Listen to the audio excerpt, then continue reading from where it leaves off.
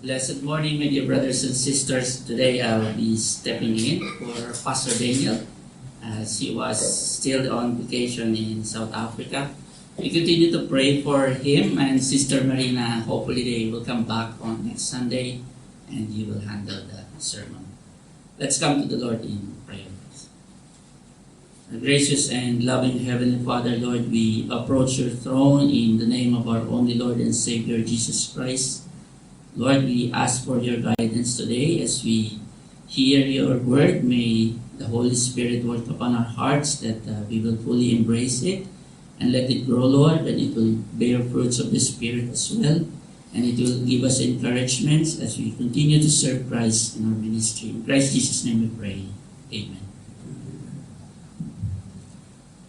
I was out for last 3 Sundays and I was having my vacation in the Philippines, and we praise the Lord as well that I was able to share sermon and preaching on my mother church where I came from. So it was a pleasure for me.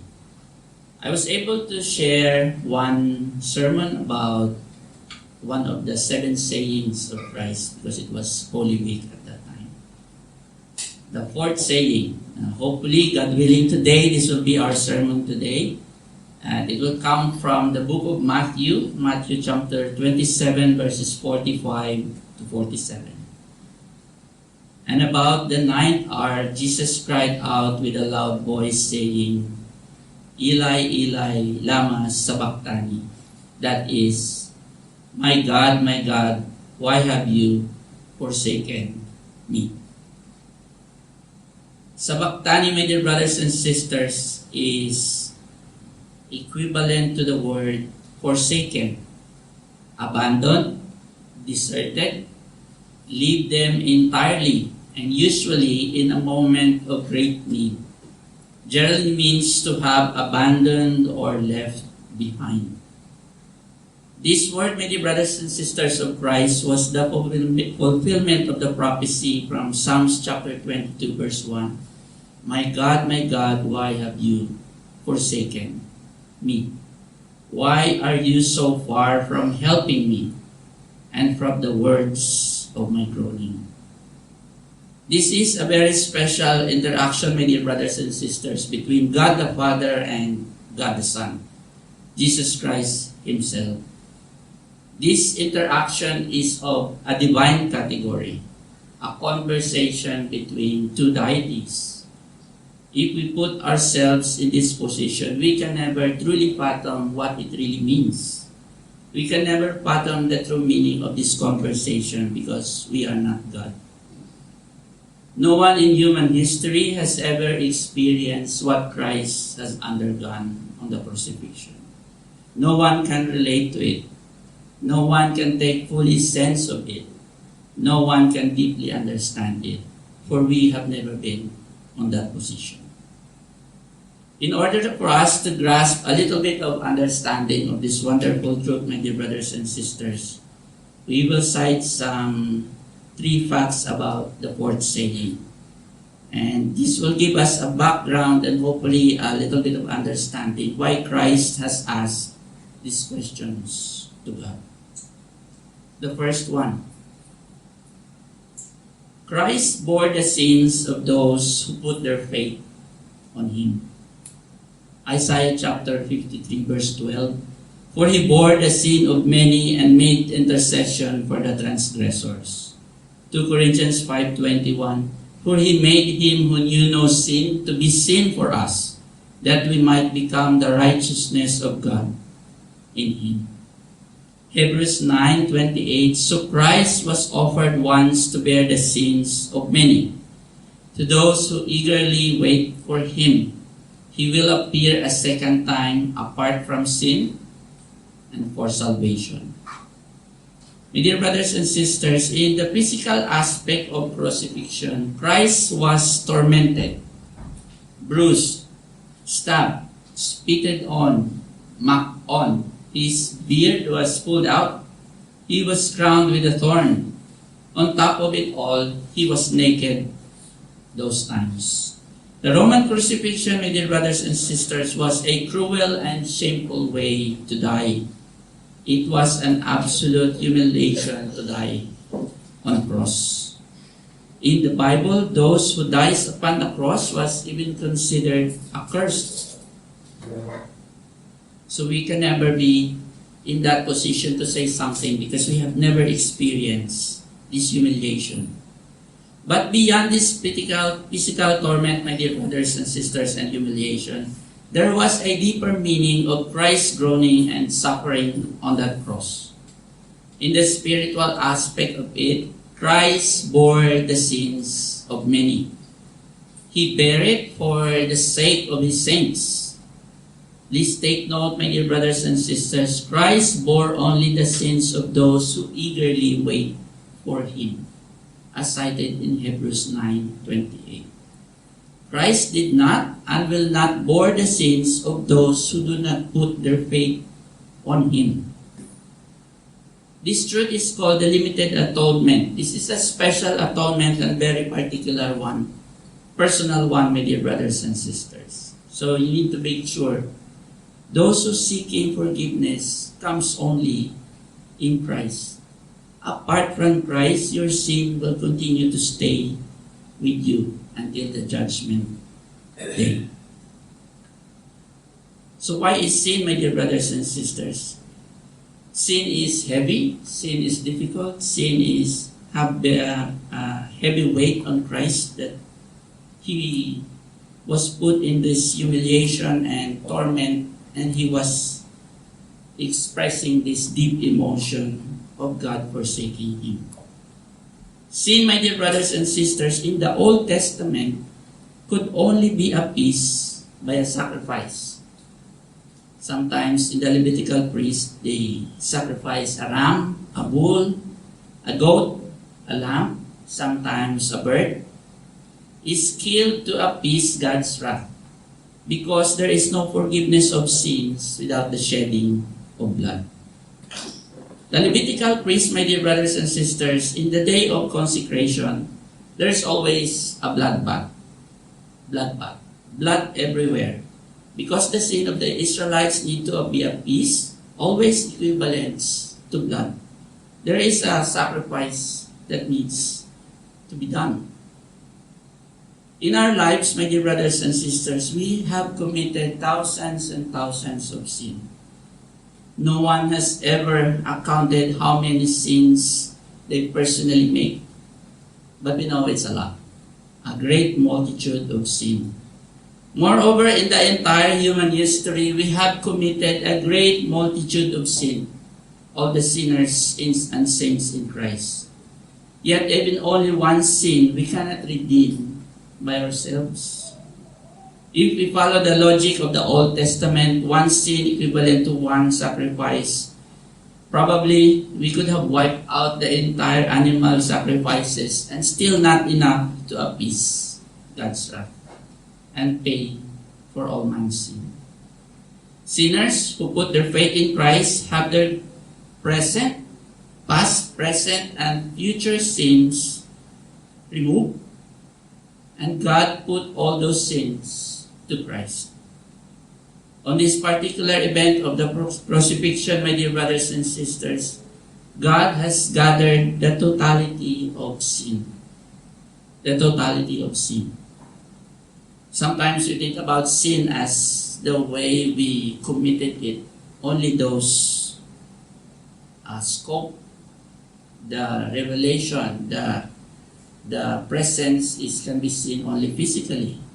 But sin, my dear brothers and sisters, does not start on that event only, the commission of sin. From sin's conception, sin's origin, sin's effects, its cause, its repercussion in the future, its deadly fruits, its dealings, its power, its rule over the man's heart, God poured them all to Christ. Christ became sin Himself. He was made sin. At this point of time in the crucifixion, my dear brothers and sisters, He was made sin. Sometimes we picture out the cross as a picture of salvation and redemption, and salvation for those who put their faith in Christ. But before that event happened, the cross itself is a picture of sin. With Christ hanging upon it, it was the picture of sin. God made him who knows no sin to be sin for us. Now what does it comes for us? Hebrews 8:12, for I will be merciful to their unrighteousness, and their sins and their lawless deeds I will remember no more. Sinners in Christ became righteous, and their sins are forgiven, paid in full on that event. My dear brothers and sisters, we need to understand that the sin we have committed in the past, present, and the sin that we will commit in the future, once you put your faith in Christ, have already been forgiven. For in the cross of Calvary, He has bare all the sins of the saints, paving a way for forgiveness and redemption. That's the first part. The second part, my dear brothers and sisters, because Christ bore our sins, consequently, Christ bore God's wrath and anger. I remember one movie, Top Gun, Maverick, where there's a fighter jets scouting the area, and they will send with a heat-seeking missile. This heat-seeking missile has infrared homing. They only chase the heat emitted by the jet's engine. So it's always coming when the missile is released, it will follow the jet wherever it goes. And then in order to avoid it, the jet fighter release a decoy flare. A decoy flare means they release another source of infrared heat, so the missile will not find the engine's exhaust, but rather find the flare's heat, confusing the missile, and then eventually the fighter jets can escape. This is a simple illustration, my dear brothers and sisters, of God's wrath being targeted to us. God's wrath, because we made and committed all the sin, is targeted to us. But during the time of crucifixion, my dear brothers and sisters, the target of sin was poured into Christ. And consequently, the wrath of God have targeted Christ. He bore all our sin and eventually has taken all the wrath and anger of God. God's wrath that we fully deserve and rightfully so was poured on Christ because He bore all the saints' sin. As Christ bore our sins, sin comes together with death and consequently comes together with God's unfiltered wrath. Why? Because God is a holy God and He cannot bear the iniquities of men. Someone has to take the punishment. Someone has to endure the torment. Someone has to bear God's wrath. Someone has to shed blood to appease it. Someone needs to undergo a holy torment as a payment for the debt of sin. Holy wrath requires a holy sacrifice, and that holy sacrifice is none other Christ Himself. Galatians 3:13, Christ redeemed us from the curse of the law by becoming a curse for us. For it is written, cursed is the one who is hung on a pole. John 3:36, whoever believes in the Son has eternal life. Whoever does not obey the Son shall not see life, but the wrath of God remains on him. My dear brothers and sisters, if we have friends or someone close to us, it's really a sad reality that if they die without Christ, God's wrath will continue to stay with him, not only on this life with them, not only on this present life, but also in eternity. No one wants to bear God's wrath in eternity. Even Christ on that specific date and time alone has cried out and in anguish, my God, why have you forsaken me?" God's wrath was poured to Christ for all the sins of the saints, all our wrongdoing or our evil desires. God cannot tolerate it because it is against His identity. God is holy, righteous, perfect, and cannot tolerate sin. Habakkuk 1:13, "Your eyes are too pure to look on evil. You cannot tolerate wrongdoing." My dear brothers and sisters, we can see here how holy God is, that He cannot even look sin. He cannot even tolerate the wrongdoings of men. God the Father cannot look into sin. He deliberately turned His eyes away from sin. Imagine Christ with a perfect communion, perfect fellowship, in unity with God, and the Holy Spirit has become sin Himself, a stranger to wickedness because He is holy and pure. And eventually, because of sin, God's wrath was poured unto Him for the sake of sin of the saints. As a result, God has turned away from Christ and abandoned Him, forsaken Him, left Him behind. Isaiah 53:6, "All we like sheep have gone astray. We have turned everyone to his own way, and the Lord has laid on Him the iniquity of us all." Isaiah 53:10, "Yet it pleased the Lord to bruise Him. He has put Him to grief. When you make His soul an offering for sin, He shall see His seed and shall prolong His days. And the pleasure of the Lord shall prosper in His hand." My dear brothers and sisters, in the Old Testament, the book of Isaiah, where it was prophesied the death of Christ, the topic of the Isaiah 53 is the sin-bearing Messiah. Sin-bearing Messiah. It's a complete fulfillment on the crucifixion days.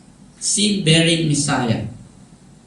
If we can read this chapter later on, if you have time, my dear brothers and sisters, if you can spare some time to read it, try to look at Isaiah 53 from the perspective of God the Father.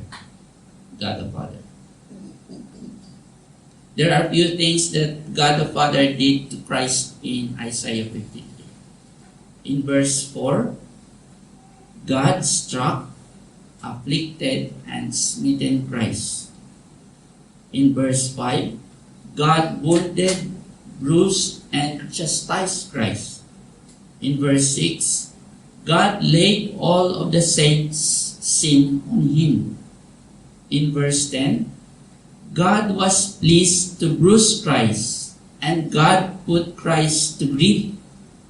And eventually in verse 12, Christ has poured out His soul unto death, willingly submitted to God the Father. And God turned away from Christ because He saw sin in Christ. God despised sin that He saw on the crucified Christ. The crucifixion, my dear brothers and sisters, is the most vivid actual example of how God sees sin. Sometimes we downplay the power of sin in our life, and after our conversion days, we still linger upon it, return to the mire, return to the mud, as the Puritans words. We need to understand how God sees sin from Isaiah chapter 53. If you are in the position of Christ, it's a very heavy burden to bear. No one from human history will be able to bear this torment from God. We can see here how God is angry against sin. It is not something that He just being pushed to do. God has deliberately forsaken it, abandoned, isolated Christ because of sin. Should have been me and you on that cross. Instead, Christ bore all of that because He loved His saints and His elects fully, that He will lay down His life for us. That's the second part, my dear brothers and sisters. You can see here the progression where if you still have sin, God's wrath will continue to abide in you, even in death. So it's a sad reality. Men sometimes will realize it late after they die. What's waiting for them after death? God's wrath and torment is reserved for them. There is no exception for this, my dear brothers and sisters. For the third part, God forsaking God or God forsaking man. In all of this, Christ technically was more than forsaken for all of God's wrath, and anger was poured on Him. Before we question the separation of isolation of Christ from God, we sometimes doubt the notion of the concept because God the Father forsaking God the Son is somehow puzzling and creates a confusion because they're the same deity. We need to understand, my dear brothers, no, not the same deity, but different personality. We need to understand, my dear brothers and sisters, Christ is fully God, and at the same time, He is fully human. Christ is God, the incarnate Himself, God in the flesh. Philippians 2 verses 6 to 8. Let this mind be in you, which was also in Christ Jesus, who being in the form of God, did not consider it robbery to be equal with God, but made Himself of no reputation, taking the form of a bondservant, and coming in the likeness of man. In 1 Timothy 3:16, without controversy, great is the mystery of godliness.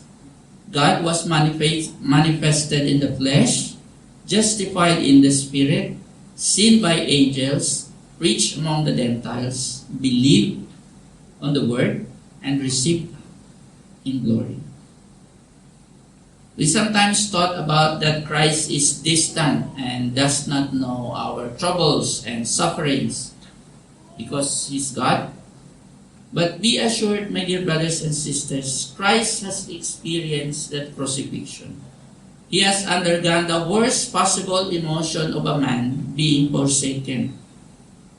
This event has displayed that Christ is being fully human, has experienced and undergone the total isolation from God by bearing all our sin.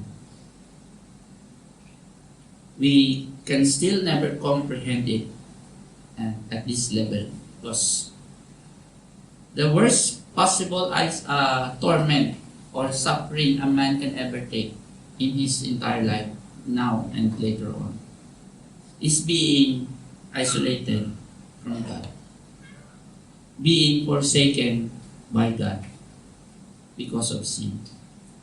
This event shows Christ Himself experienced it all for us.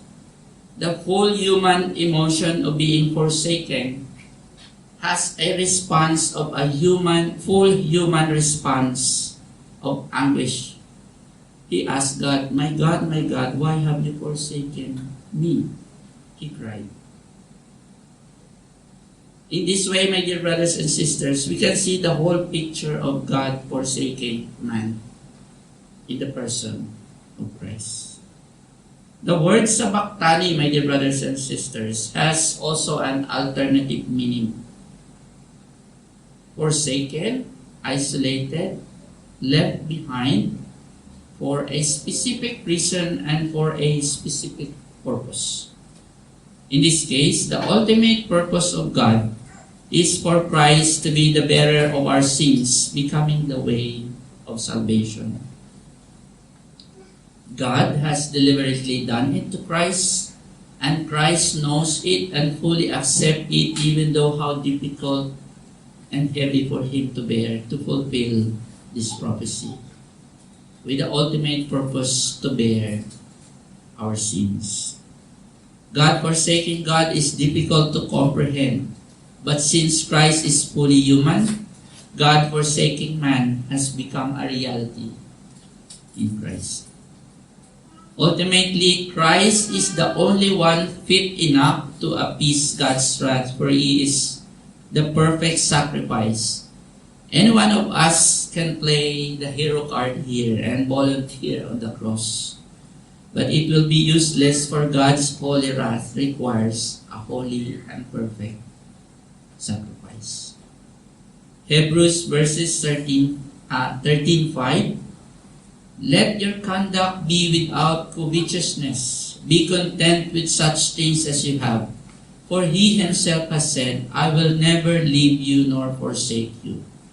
This term, my dear brothers and sisters, the word from God, never leave you nor forsake you, becomes a reality because instead of God abandoning His saints, forsaking His saints, leaving His saints behind, He has forsaken Christ in our behalf, causing Christ to display this human emotion, for He Himself has experienced the absolute wrath, anger, and punishment of God.